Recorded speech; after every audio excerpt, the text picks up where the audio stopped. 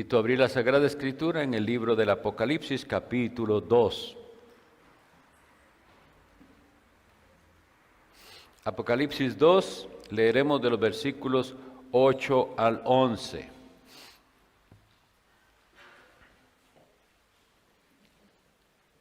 Les recuerdo, mis estimados, que yo estoy leyendo de la versión de Reina Valera, pero la edición de la Sociedad Bíblica Trinitaria, entonces tal vez notarán alguna diferencia de lo que ustedes tienen. Apocalipsis 2:8 dice así: y escribe al ángel de la iglesia en Esmirna, el primero y el último, el que estuvo muerto y vivió, dice estas cosas: yo conozco tus obras y tu tribulación y tu pobreza, pero tú eres rico. Y la blasfemia de los que dicen ser judíos y no lo son, sino que son sinagoga de Satanás. No tengas ningún temor de las cosas que has de padecer. He aquí, el diablo ha de enviar a algunos de vosotros a la cárcel para que seáis probados y tendréis tribulación por 10 días. Sé fiel hasta la muerte, y yo te daré la corona de la vida. El que tiene oído, oiga lo que el Espíritu dice a las iglesias.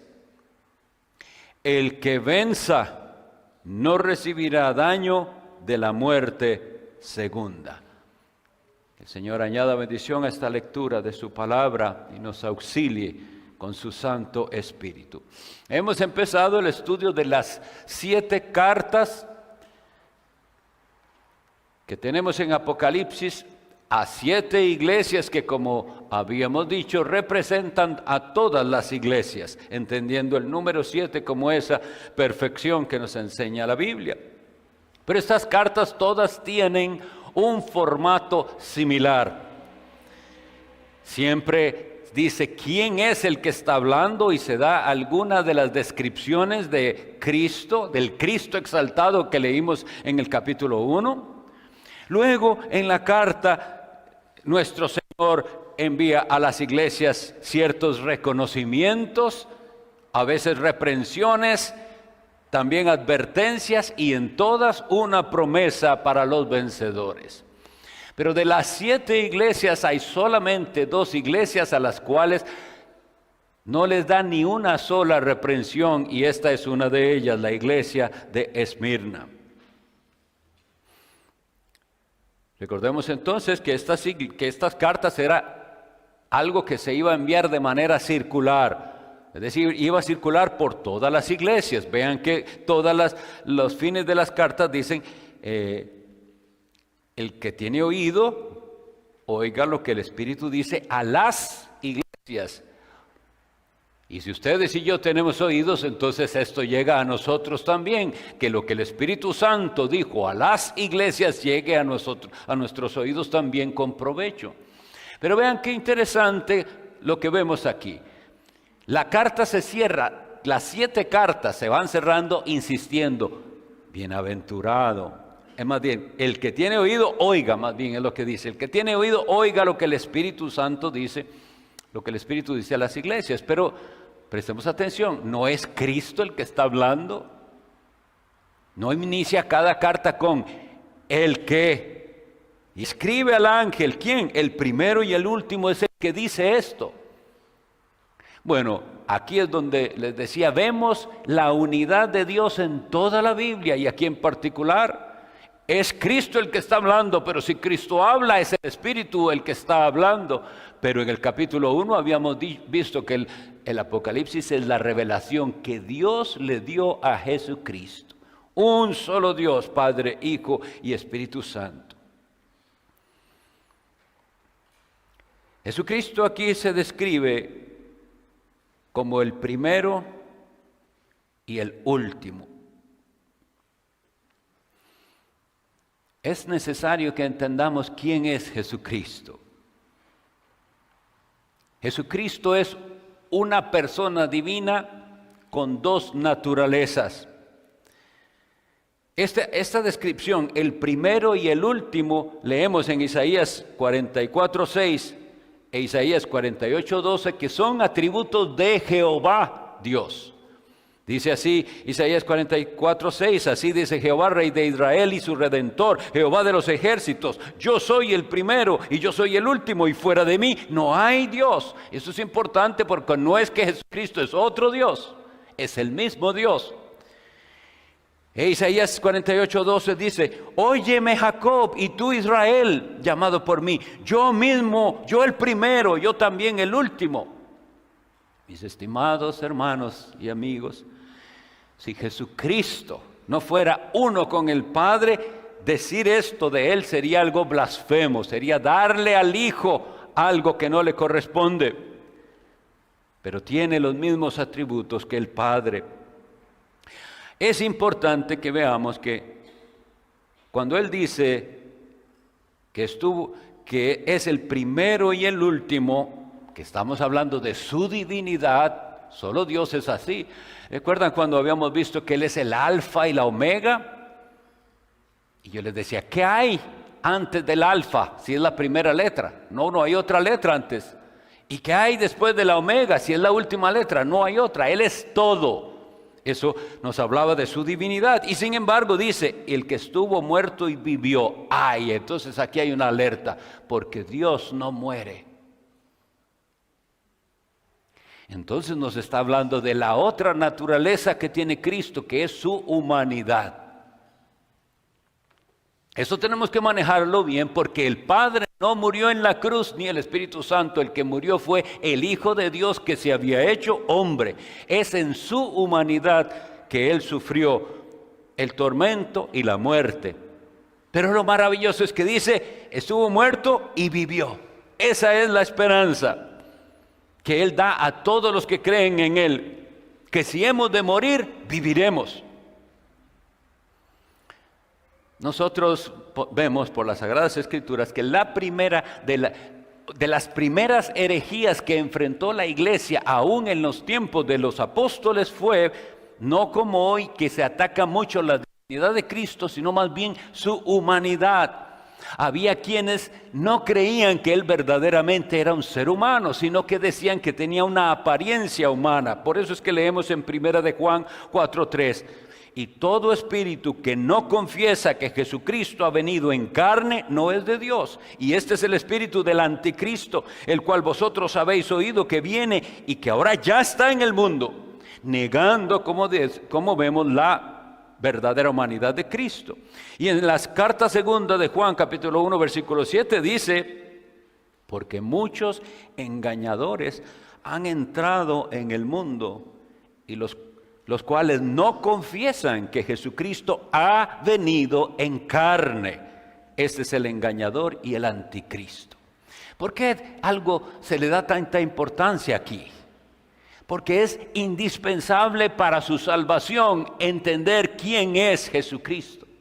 Y si solo usted lo recibe como un ser humano que fue creado por Dios, un gran profeta o un gran hombre, no puede salvarle. Pero si usted también solo lo reconoce como un ser divino que no experimentó la carne, tampoco puede mediar entre usted y Dios.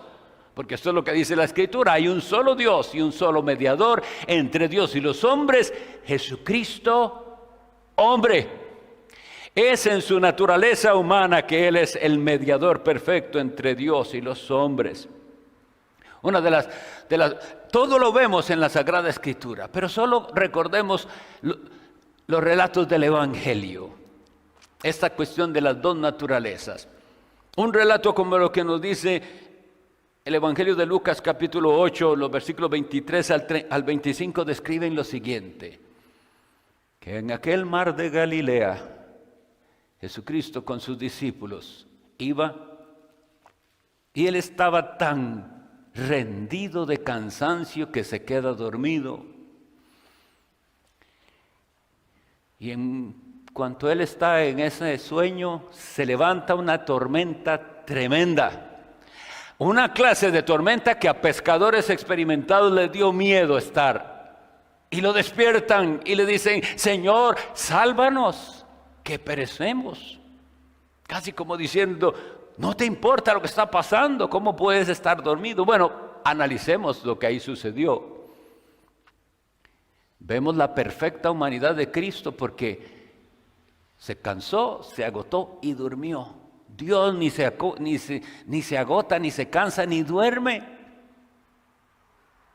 Pero en su humanidad Él experimentó eso. Sin embargo, cuando despierta y ve lo que está sucediendo y el ruego de sus discípulos, Él no les dice: bueno, pongámonos a orar para que se calme esto, o voy a hacer una oración. Él simplemente confronta a los elementos y le dice al mar que se detenga y al viento calla, enmudece, y se hizo completa bonanza. Es la voz divina lo que estaba hablando ahí.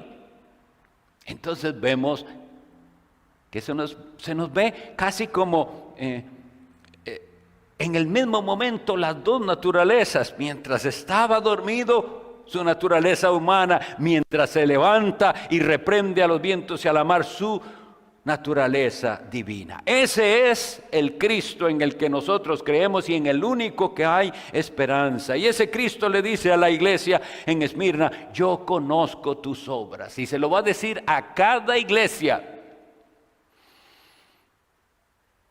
yo conozco tus obras. Y lo tremendo es que nos lo dice a nosotros también. Iglesia Bautista de Zapote, Reformada, yo conozco tus obras, dice el Señor. Yo conozco lo que hace. Y más profundamente, recordemos aquella primera sesión donde veíamos que Él tiene ojos como llama de fuego. No solo ve lo que hacemos, sino por qué lo hacemos. Él mira hasta adentro. Y gracias al Señor, en este caso, no vio algo que reprender, sino que dice: yo sé la tribulación por la que ustedes están pasando. Conozco tu tribulación. Esta palabra la habíamos visto, el tripsis, y que Cristo lo anunció: en el mundo tendréis aflicción. Y aquella vez habíamos visto, y recalco, si escuchan un mensaje supuestamente evangélico que le promete a los cristianos que no van a pasar por ninguna tribulación, y menos por la gran tribulación, es un mensaje equivocado. Jesucristo anunció que pasaríamos por tribulación, pero Él dijo: no solo en el mundo tendréis aflicción, sino confiad, yo he vencido al mundo. Y aquí le dice a ellos: yo conozco tu tribulación y tu pobreza. Bueno, ¿por qué Dios conoce nuestra tribulación? Porque Él la determinó para nosotros. Lo que el diablo piensa para mal, Dios lo utiliza para bien. Y lo que nosotros vamos a ver aquí es que Dios lo presenta como una prueba de la fe. Y la prueba de la fe trae gloria a Dios. Dice el apóstol Pedro en su epístola, primera de Pedro 1:7, para que la prueba de vuestra fe, mucho más preciosa que el oro que perece, aunque sea probado con fuego, sea hallada en alabanza, gloria y honra cuando Jesucristo sea manifestado. La fe, mis estimados, es probada con el sufrimiento. Sí, decir que uno es cristiano, no, eso no cuesta nada decirlo. Será probada su fe con el sufrimiento. Así fue también con Israel.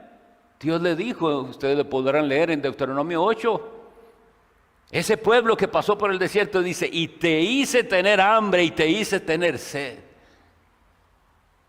Pero Él les proveyó. Sin embargo, cuando Él dice el por qué hizo eso, dice: para ver lo que había en tu corazón, si habías de guardar o no sus mandamientos.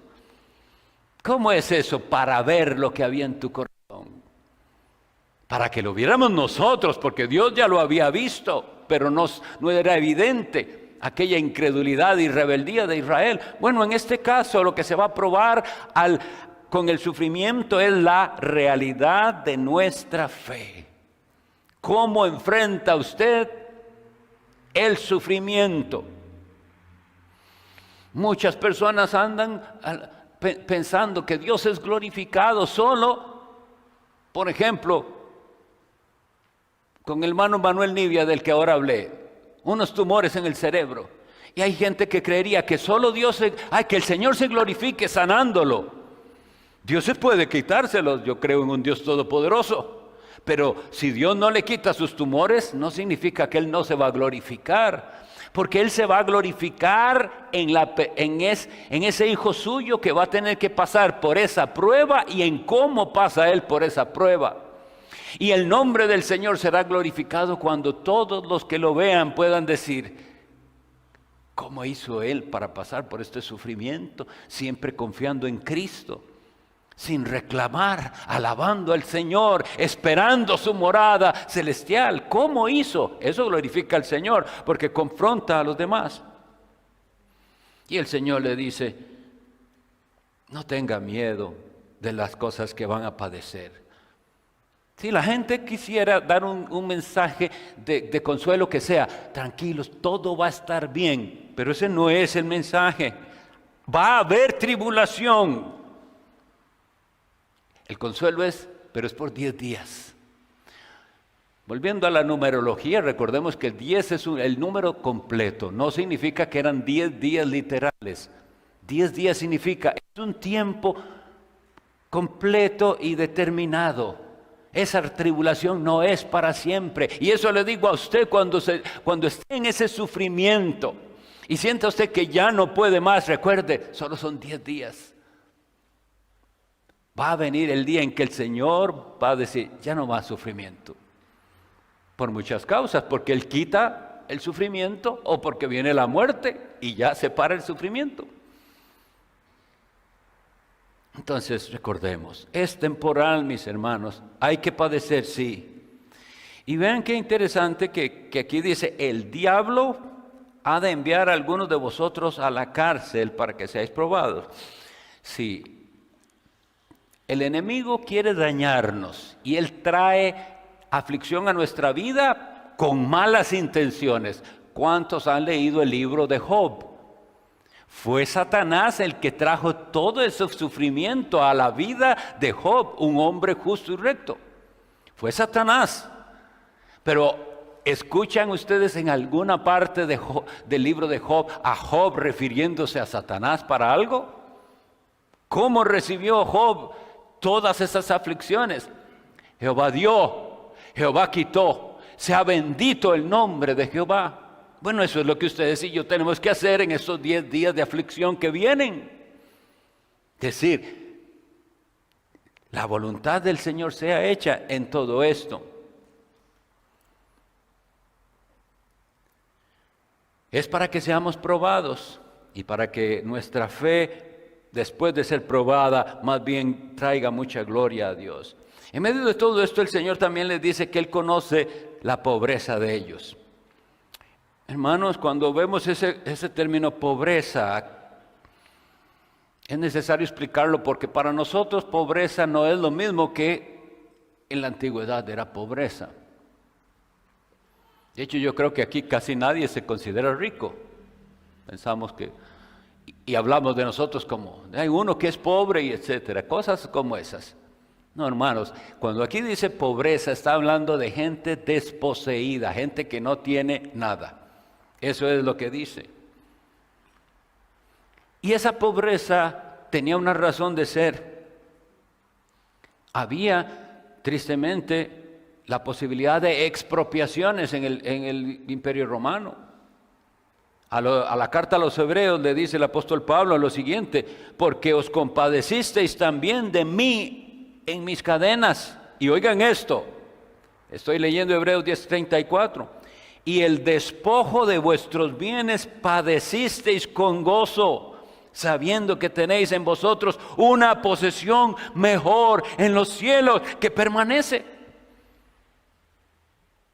Sí, ellos podían ser expropiados. Puede que tenían algo y ya se los habían quitado por ser cristianos. Puede que les impidieran trabajar en su profesión por no unirse a lo que antes se llamaba en el Imperio Romano los gremios.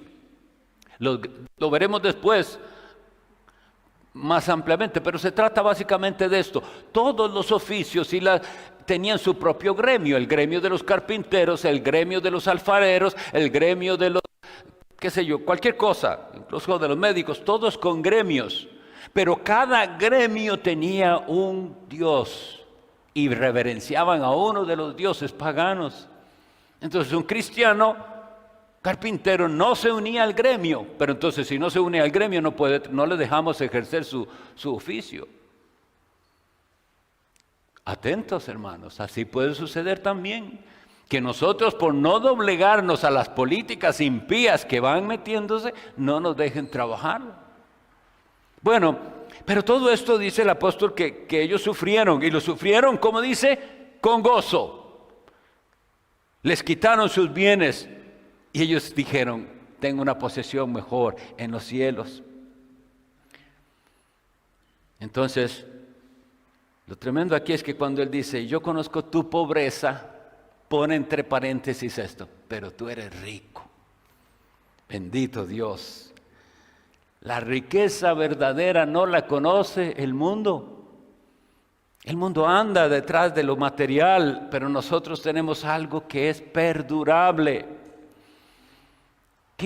Quisiera Dios que ustedes y yo podamos expresarnos como el salmista en el Salmo 119, que dice: me he gozado en el camino de tus testimonios, como lo haría sobre toda riqueza. Pero hay quienes no ven en las cosas espirituales, ni en la iglesia, ni en la oración, ni en la palabra, ni en la comunión, algo como la riqueza. Hermanos, tenemos que arrepentirnos. No hemos valorado esta riqueza que Dios nos ha dado. Mis hermanos, estamos aquí libremente, honrando a Cristo juntos, nos tenemos los unos a los otros. Eso es una riqueza que otros no tienen, pero no la hemos apreciado suficiente. Ahora bien, una de las cosas que Jesús les dice que Él ha visto es la realidad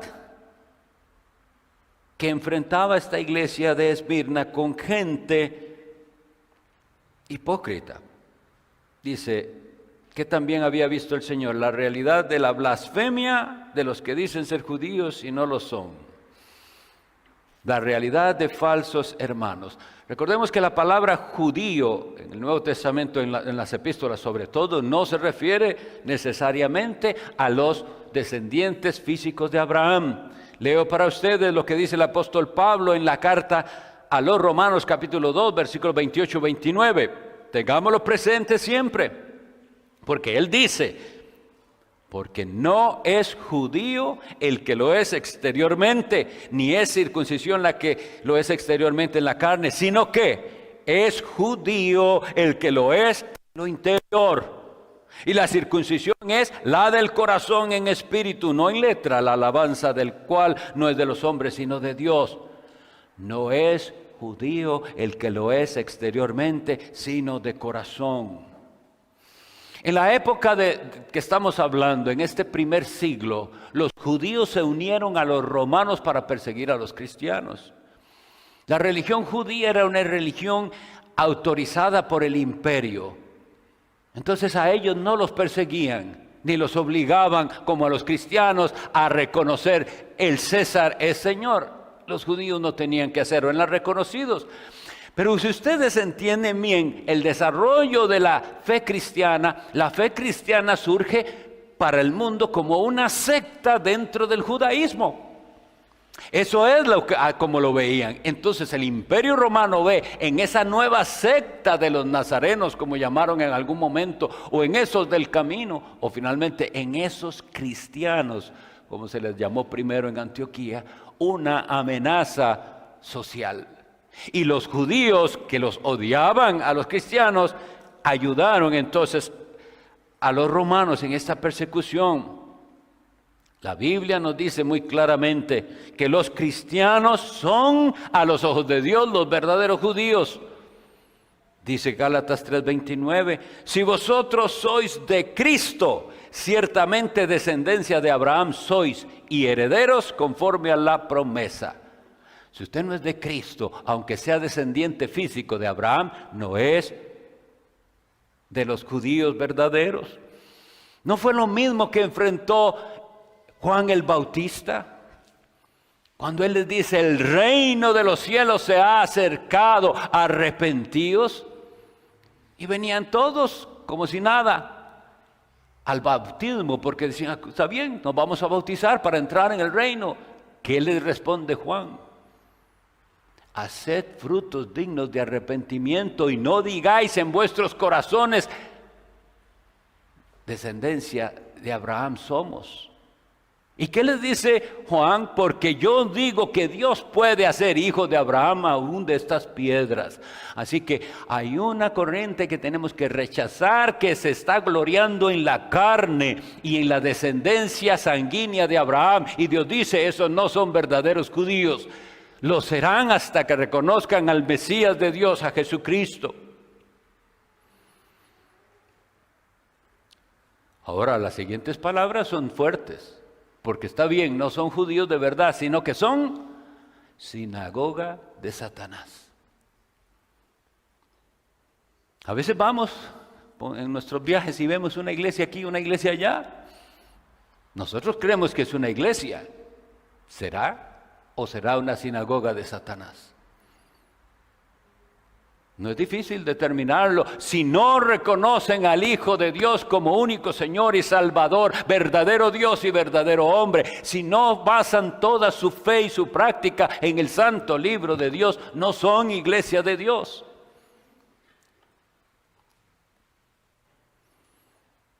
Y el Señor le dice a esa iglesia,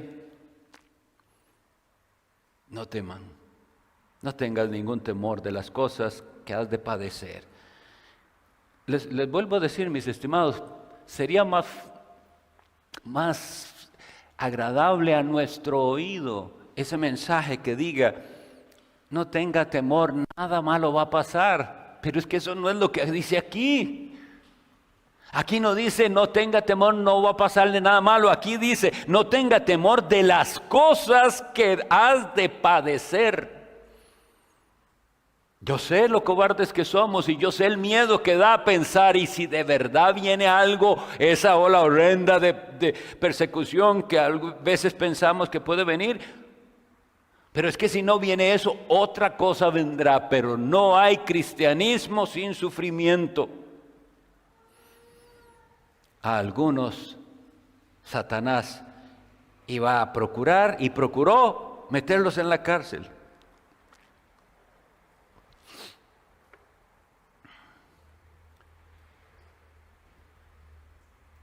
Era para que sean, él para dañarlos, Satanás para dañarlos, pero en el caso de Dios, como Él todas las cosas hace que ayuden a bien de los que le aman. Si usted de los que le aman a Él, de ese sufrimiento Dios sacará algo bueno. Pero se necesita verdadera fe para creer esto. Porque en el medio del sufrimiento lo que uno piensa es, ¿qué bueno puede tener de esto que estoy pasando?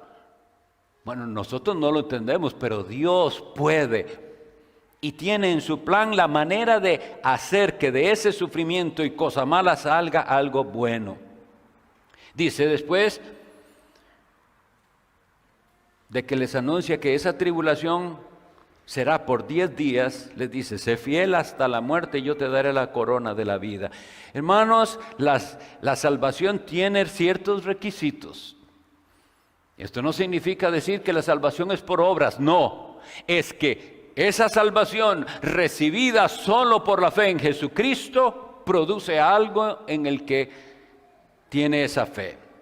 La Biblia dice muy claramente en Mateo 24:13, mas el que persevere hasta el fin será salvo. Y lo vemos aquí, sé fiel hasta la muerte. Sé fiel hasta la muerte. No sé cuántos años tenga usted de ser cristiano, puede tener 10, 20, 30 o 5 o muchos. Pero lo que se requiere de usted no es que sea fiel 10 o 15 o 20 años, sino hasta la muerte. Y a esos que perseveran hasta el fin se les tiene prometida una corona. Dice, el que venza no recibirá daño de la segunda muerte. Ese dice el 11, pero yo estaba leyendo el 10, perdón. Sé fiel hasta la muerte y yo te daré la corona de la vida. Fiel. ¿Qué es ser fiel? Un pastor decía, y creo que es la mejor definición. Fiel es estar lleno de fe. No siempre nos sentimos así. No siempre nos sentimos llenos de fe. Pero no se trata de lo que sentimos. Ese es el gran problema del cristianismo de hoy en día, que es, ¿qué siento? ¿Cómo me siento? No se trata de lo que sentimos, se trata de lo que creemos, de lo que estamos convencidos. Esa fe le sostendrá a usted hasta el fin. Porque si usted no persevera, lo que está mostrando es que usted no era de los verdaderos judíos, sino sinagoga de Satanás.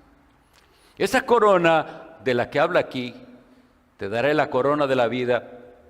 En otra ocasión también habíamos pasado por ese vocablo, que es el vocablo griego Stefanos, de donde vienen ciertos nombres, Estefanía, Esteban, etc. Esa es una corona, pero no es esa corona real de oro con perlas y todo. Esta corona se refiere a la corona que le daban al que tenía victoria en los deportes, que se hacía un concurso de cualquier deporte o disciplina. El que llegaba a la meta, el que tenía, el que vencía, esa era la corona de lo que estamos hablando. Bueno, eso es lo que se nos promete a nosotros. Y el apóstol Pablo escribió a Timoteo en su segunda epístola, capítulo 4, versículo 8, por lo demás me está reservada la corona de justicia, la cual me dará el Señor, el juez justo en aquel día. Y este es el consuelo para nosotros. Y no solo a mí, sino también a todos los que aman su venida. ¿Ama usted la venida de Jesucristo? Si usted no ama la venida de Jesucristo es porque ama este mundo y no recibirá corona de vida. Pero si usted puede ver que todo lo de este mundo comparado con Cristo es basura, si usted lo espera a Él, para usted hay una estéfanos, una corona de vida. Y finalmente, la otra promesa es que si vencemos, no seremos dañados de la segunda muerte. ¿Qué es la segunda muerte? Hay dos ocasiones en las que el Apocalipsis usa ese término, segunda muerte o muerte segunda. Los voy a leer para que tengamos el dato, para que sepamos a qué se refiere él. Apocalipsis 20:14. Y la muerte y el infierno fueron lanzados en el lago de fuego.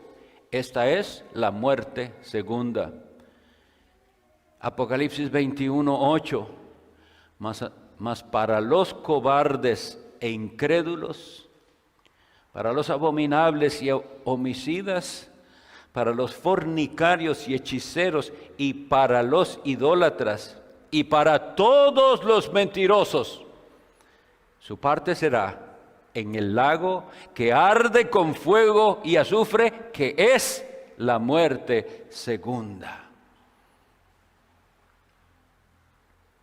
Para que nadie se confunda ahí con esas palabras, la muerte y el infierno, esos términos serán usados, uno para el estado de los muertos, y otro para el lugar de los muertos más bien, y otro para la condición de los muertos. Pero lo que dice más importante es, ¿qué va a pasar con usted después de muerto? ¿Qué va a pasar usted después del juicio?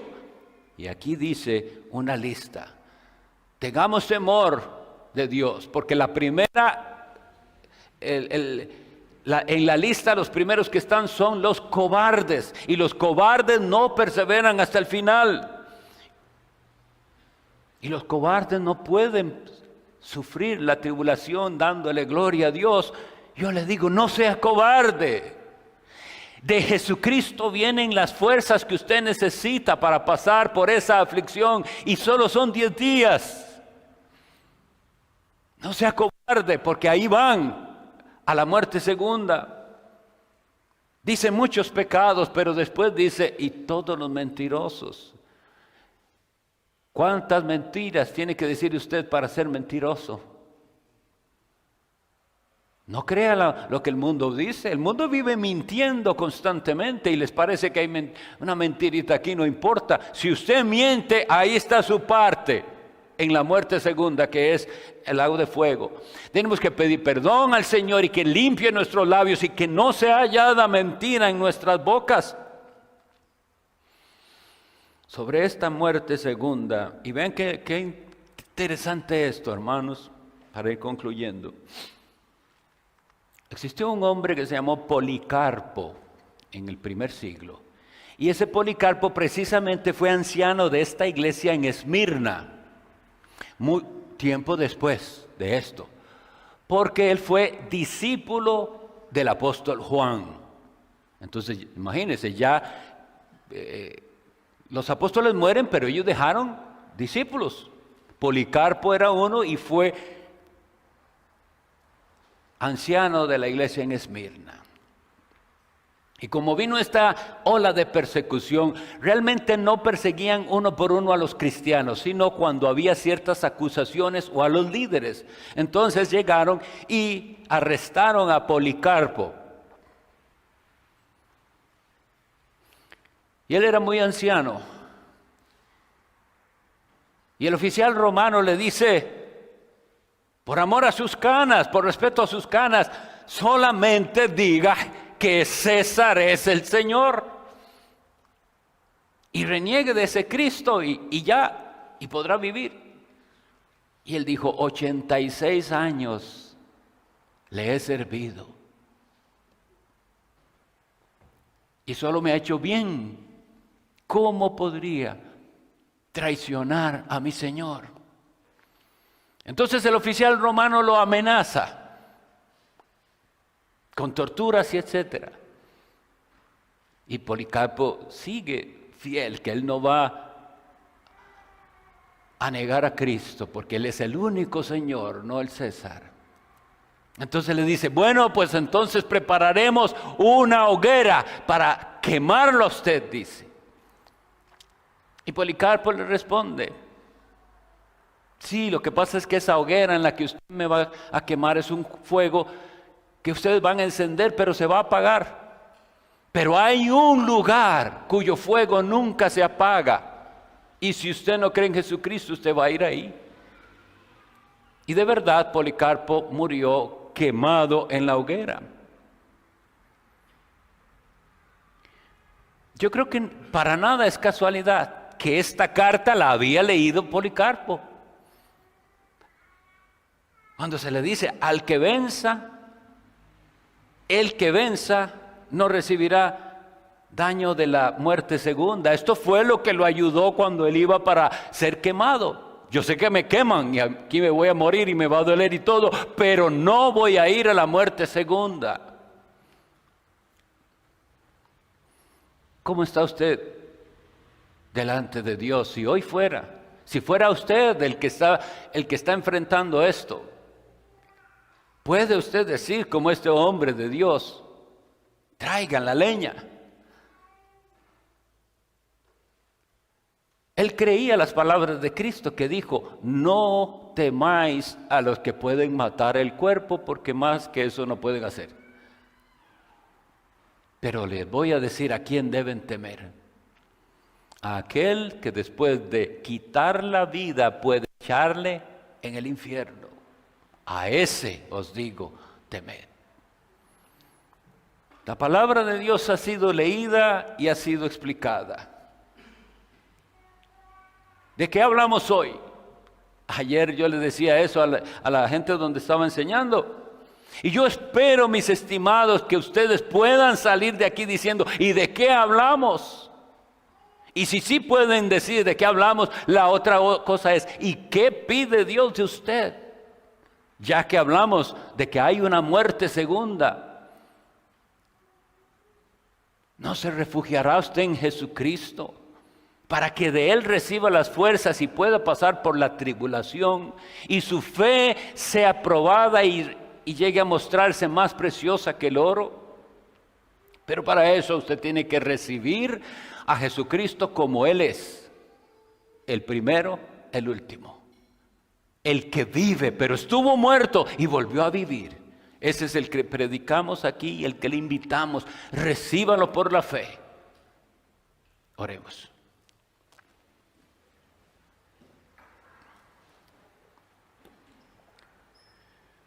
Dios Padre Todopoderoso, te damos gracias por esta bendición que nos has dado de acercarnos a tu santa palabra y escuchar la voz de tu Santo Espíritu. Gracias por tu Hijo Jesucristo, en quien está depositada nuestra fe para el presente y para el futuro, para el día final. Mira, Señor, la necesidad de cada uno de nosotros. Danos las fuerzas que necesitamos para pasar por la aflicción. No nos dejes desmayar. Deseamos con todo el corazón ser de aquellos que van a vencer y a recibir esa corona de vida, la vida eterna que solo está en tu Hijo Jesucristo. A ti, Dios nuestro, sea la honra y la gloria por los siglos de los siglos. Amén.